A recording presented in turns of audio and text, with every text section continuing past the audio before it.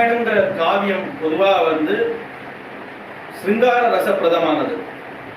ஆனா பொதுவா என்ன சொல்லுவா அப்படின்னா வீரிய ரசம், காருண்ய ரசம் இதுதான் பிரதானமா தெரியும். என்ன காரணம் அப்படின்னா ஒரு ரசம் பிரதானமா இருக்கும்போது பாக்கி ரசம் அதுக்கு அங்கி ஆயிடும். பிரதானமான ரசம் எதுன்னு பார்த்தா இங்க சிங்கார ரசம், அது அங்கி ஆயிடும். இந்த வீரிய ரசமும் காருண்ய ரசமும் அதுக்கு அங்கமாயிடும். இவ்வளவு காரியம் ராமர் இங்க அழகும், பின்னாடி அந்த காருண்யமே வீரமா மாறி அப்பேற்பட்ட யுத்தம் பண்ணி ராவண வதம் பரியந்தம் யுத்தம் பண்ணி அவர் காட்டுற வீரமும் எதுக்காக அப்படின்னா அந்த சீதைக்கு தான் வச்சிருக்க பரிவு அதை காட்டுறாராம் இங்க. அதனால இது சிங்கார ரசமா, அதுலயும் விப்ரலம்ப சிங்காரம் அப்படிங்கிறது.